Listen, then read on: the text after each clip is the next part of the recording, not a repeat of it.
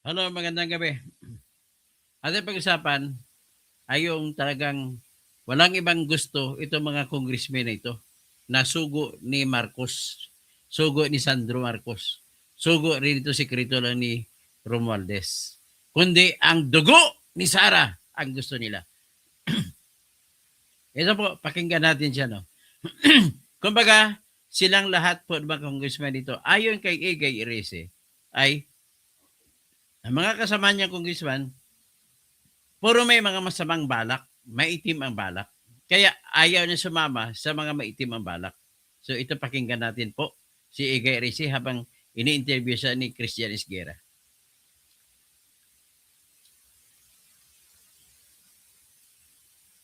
Ito po.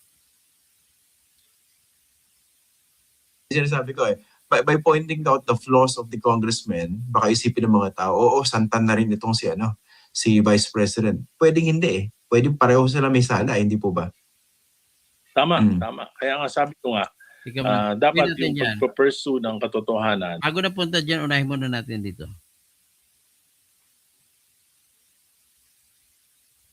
Magiging mas fair yung na-incentivize ito. Incentivize na ito. O napanood ko yung mga mini-trial para... Ano na? Sabi mo? Special funds, Congressman. Paano po yung... Pangalawa yung sa... Ayan sir, nawala kayo ulit. So, pakiulit po. Ayan. Ano yung nakikita niyo yung chances na ma-impeach muli yung Vice President?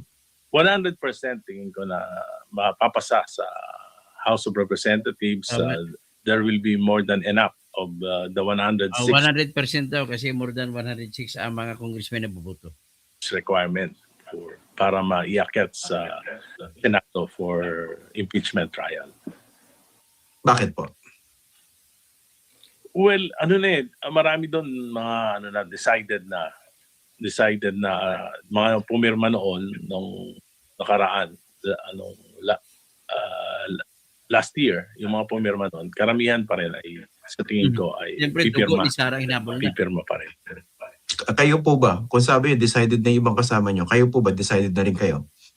Well, pinag-aaralan ko pa dahil unang-una, magkakaroon sila ng mini trial. Magkakaroon ng mini trial. Wala naman ako nung nakaraang kongreso. So manunod ako. Although I cannot participate because I am no longer a member of the Committee on Justice. Unless I will be deputized by anybody, hindi na ako makakapag-participate doon. Nag-aaralan ko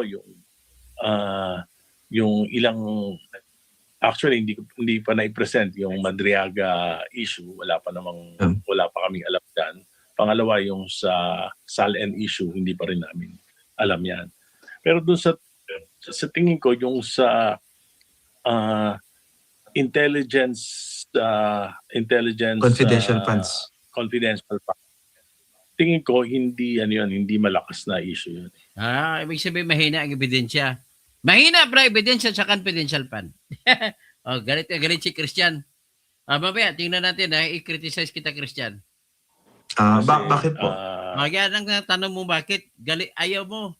Hindi mo gusto yung sagot ni Erisi na mahina yung confidential fund na issue.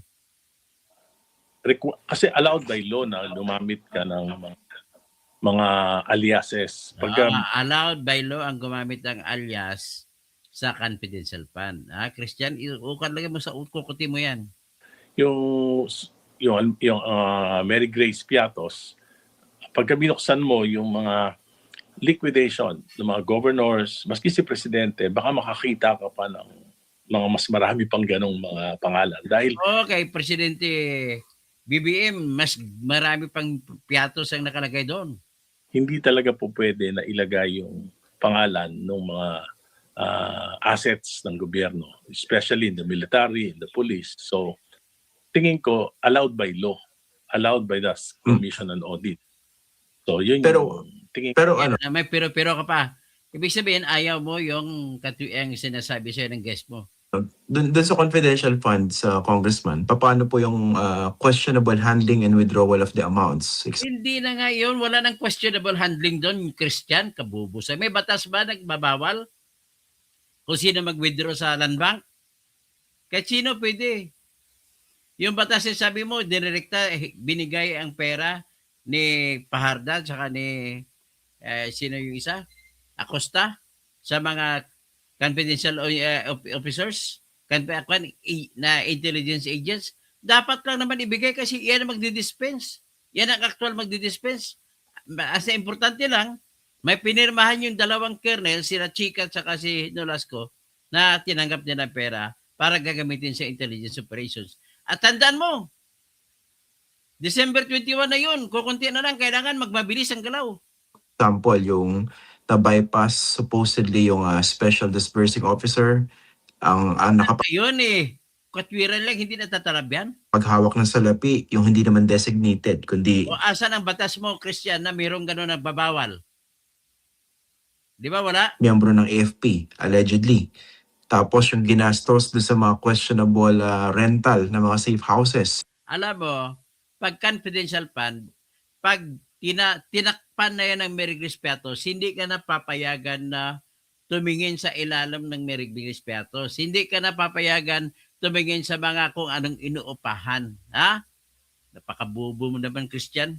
Ano ka lang, galit ka lang kay Sarah at gusto mo lang dugo ni Sarah. Supposedly, na sobrang mamahal.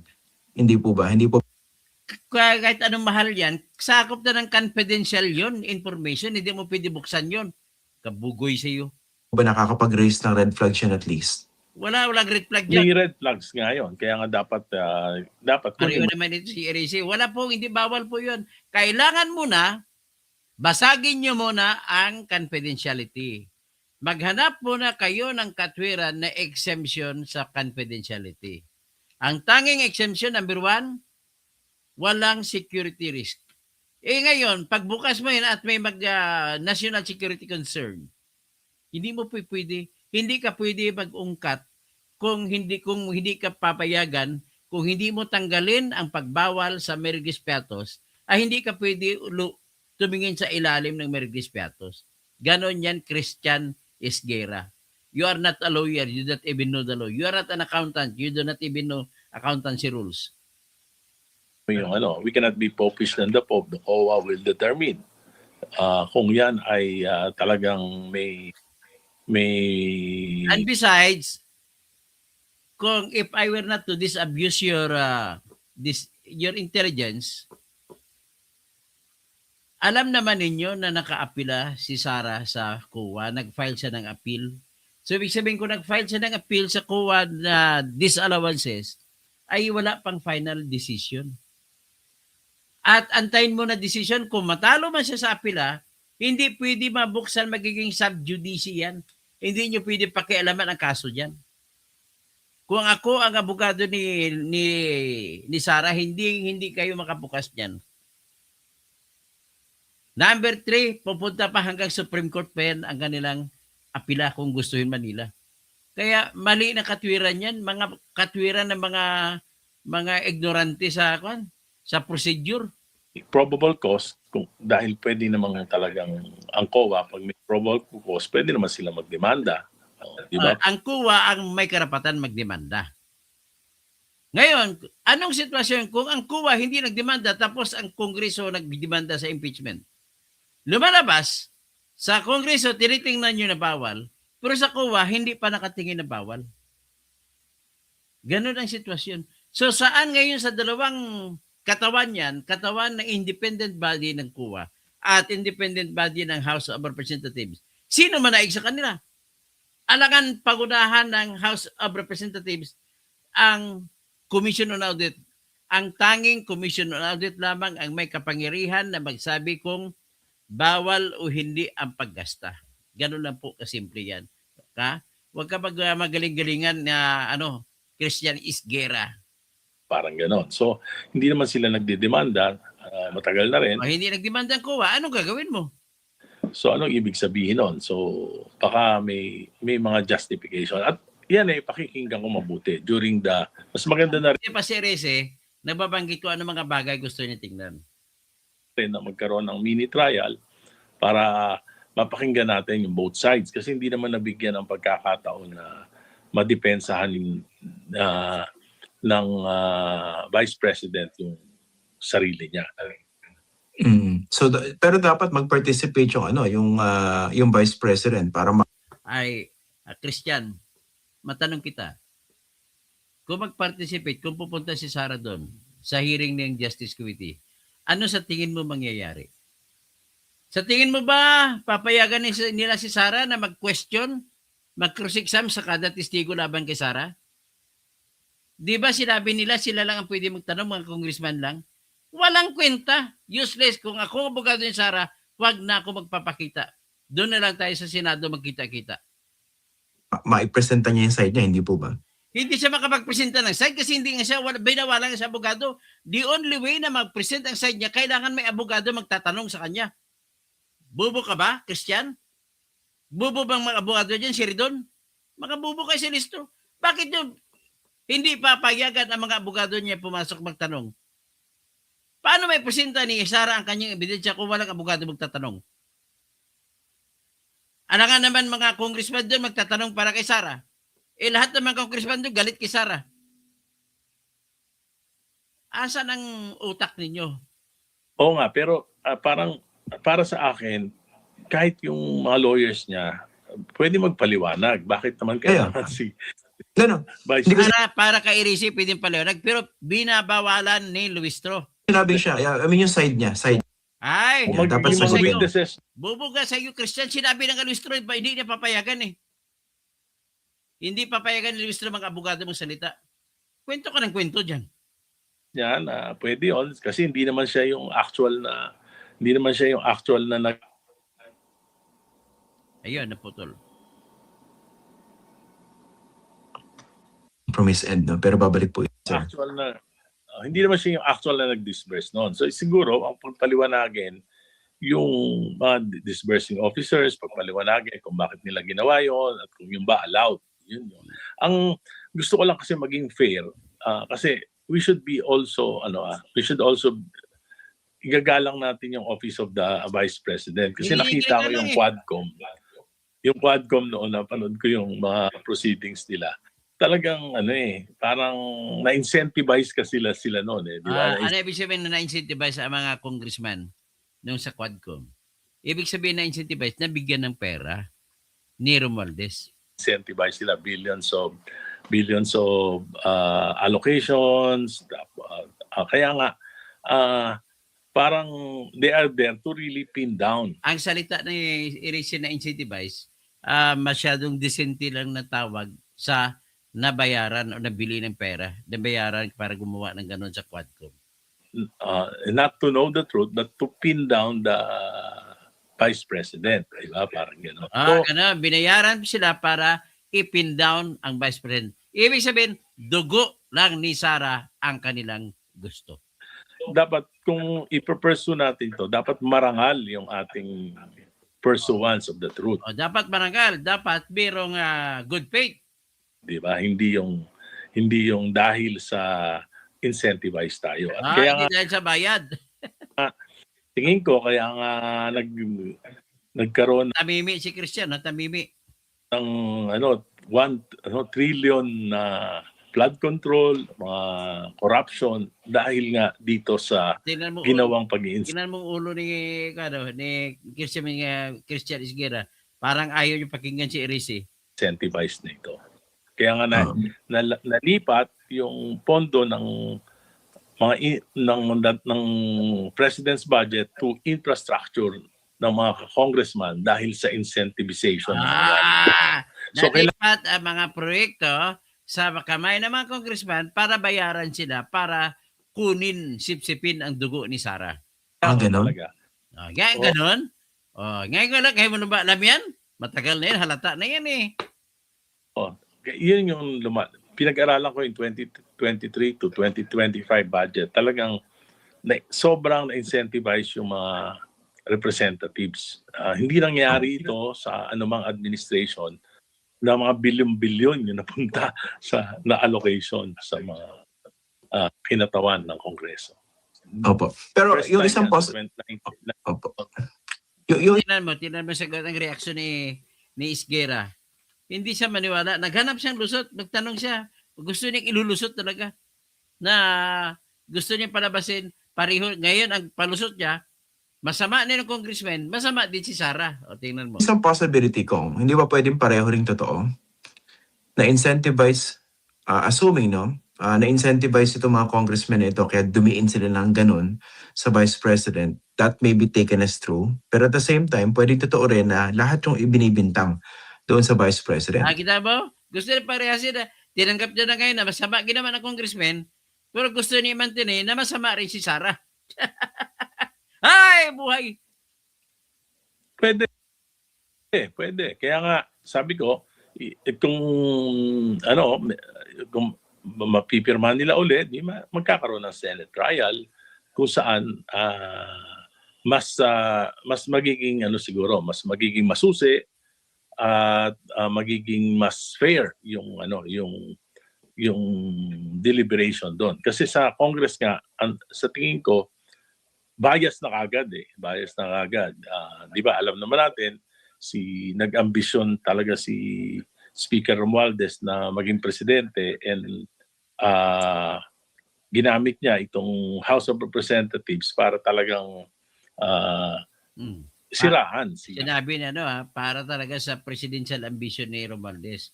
So ginamit niya ang pag-incentivize para siraan si Sara. Kaya dugo lang talaga ni Sara gusto nila. Si Vice President Sara. Pero hindi ko sinasabing yung sinisira sa kanya totoo o hindi. Ang sinasabi ko lang hindi maganda yung motive, di ba? Hindi maganda yung motive. So, ngayon pagdating sa Senate, tingin ko mas magiging fair at mapapanood talaga yung at may magandang proseso na, meron yung trial, may proseso na maayos na nasubukan na. Hindi katulad sa House, kita mo meron pang dumating patuloy sa Supreme Court dahil sa paglabag sa mga procedures. Ang sa akin naman po iniiwasan ko rito yung by talking about one side, baka naman ma-romanticize o mapagmukha. Palusot ka pa. Santo yung kabila. Bias ka lang talaga laban kay Sara. Pax first? Ano yan? Trillanes first? Pwedeng parehong may kasalanan Pwedeng parehong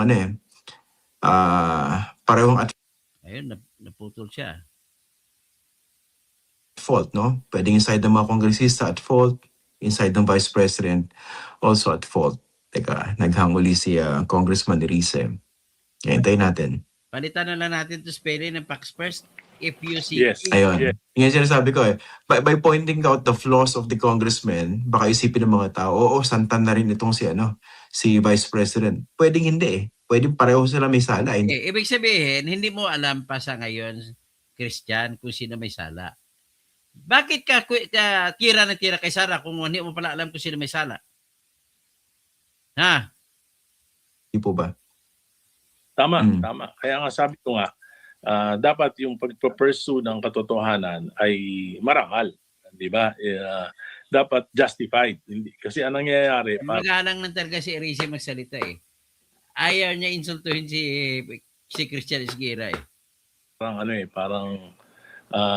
yung pilit pa rin pinapalusot ni Erice na talagang bad shot, may bad motive yung mga congressmen. Pamaraan ay hindi naging maayos. Kaya kahit totoo, parang magkakaroon ng doubt. Halimbawa, parang palagay na natin totoo yung allegations dahil sa pamamaraan na ginawa, parang nagkaroon ng doubt. Diba? For example, ngayon, sinasabi ni Congressman Terry Ridon na ang basis niya dun sa unexplained wealth kasi yung 88 million na yung SALN from about Paglobo. Paglobo ng 50 million. Pakinggan yung sagot nito ni Erice. Simple lang balik na rin ni Erice ang utak ni Christian Esguera. Pero pag tingnan mo kay Presidente noong kay President 2015, nung senador siya, ang SALN niya is only 350 million. Si Bongbong SALN niya ng 2015, 350 million. Ngayon, noong 2024, Presidente siya, ang SALN niya 1.4 trillion. 1.4 trillion. Mas matindi ng dihabak kaysa kay Sara. Christian? 1.4 billion. So, hindi ba kayo nahiya na tira kay Sara? Tapos yung si Marcos ang dami. i-absolto niyo si Marcos sa sa impeachment. Asan kang utak mo di doon? Diba? So mas malaki yung malaki yung So kung following the arguments of Congressman Ridon, so dapat lahat ng lumobo may unexplained wealth. Ah, Di ba? sabihin, At lahat kung dapat kay Marcos, kay BBM, unexplained wealth din. Anong klaseng argumento ni Thierry Ridon? yan. Diba? Yun yung problem. Tingin ko kasi nakatahi Parang rin po yun sa... Pero nakatahi yata yun sa issue rin ng bank accounts, di ba? Ng Vice Ayan, makatahi. Sabi, pag gusto mo talaga maglumusot, Christian Isguera eh.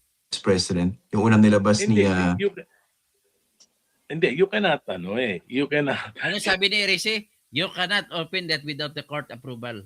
Hindi mo pwede, may privacy hanggang walang kaso. Hindi mo masasabing totoo yung inilalabas hangga't walang kaso na ang court ang nag-order. Maintindihan mo ba yan? Saan ba si Mel Santa Maria? Ha? Din Mel Santa Maria, bawiin mo na sinabi mo. Aminin mo na mali ka. Kaya nga, kung may allegations lang ng corruption, unexplained wealth,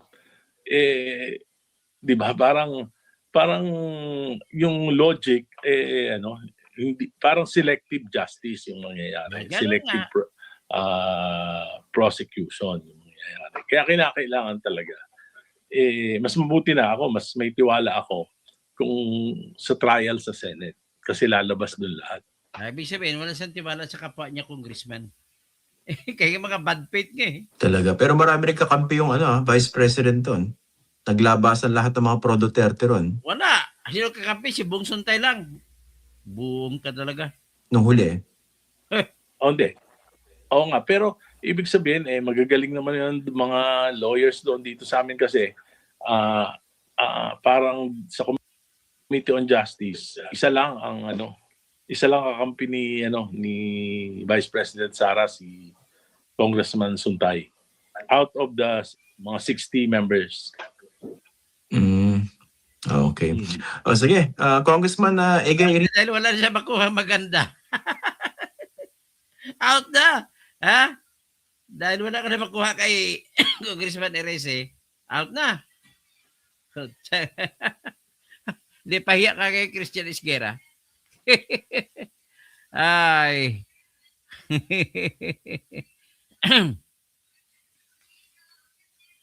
Okay, so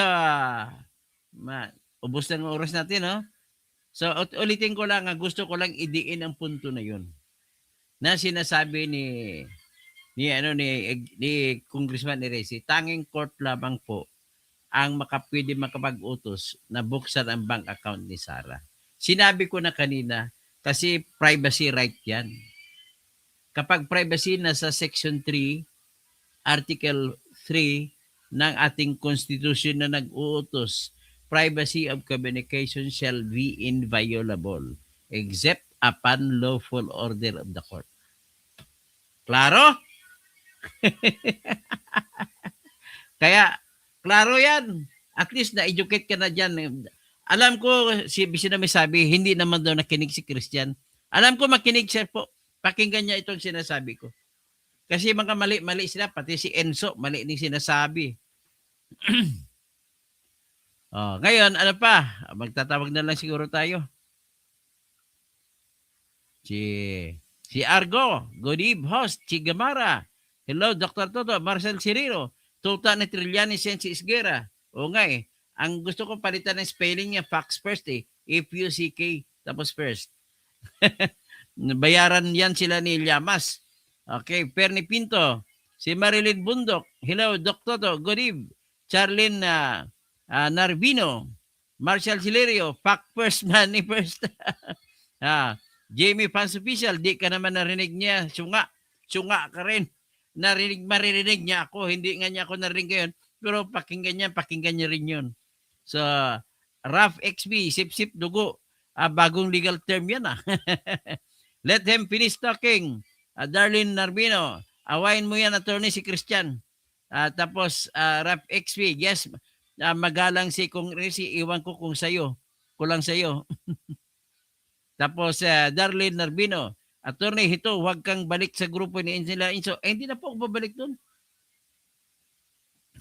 Tapos, di kasuhan niyo sa PBBM, Rex Atienza, privacy, pero bakit kailangan gamitin ang depensa yun, di ba? Importante malaman. Hindi po. Iba yung royal privacy. Hindi niyo pwede gamitin ang katotohanan na ganun dahil sa demand yung katotohanan. Hindi po. Karapatan ni Sara yan. Darlene Nervino, talo na si Christian. Robert, sino ba? Si Robert, sino lang kamingay? President, lahat ng resources at ng security ng bansa sa kanya, siyempre, mas malaki ang confidential fund. Ang vice, alam mo naman, ang laki nga, 4,625 million kay Bongbong Marcos. Mas daming Merigis Piatos doon. Rex Atienza, yan ba ang mas importante ang katotohanan o sabi niyang privacy? Mas importante po ang privacy sa lahat. Yan po. Kaya nga sabi, except upon lawful order of the court, dapat dadaan sa korte. Maliban na lamang kung nakataya ang buhay ng bansa natin, saka pa lamang pwede mabuksan yan. Romel Bengson, Dr. Toto, kantahan mo na lang sila Desperado. Why don't you come to your senses? Come down from your fences. Open the gate. It may be raining. Oh, there's no rainbow above you. Hello, Doc. More power to you, sir. I appreciate what you do. Salamat po. Gusto ko lang matutunan ni Christian Isguera kung ano ang dapat gawin. Kasi nawalan ako ng tiwala sa kanya. Idol ko pa naman siya. Kayo, nagiging fact first na siya. FUCK first. Di ka, Trillanes first. Sige, may kasunod pa. Abangan nyo, may kasunod pa. Darlene Narbino, ganda ng boses mo, Tony. Nakakainlove.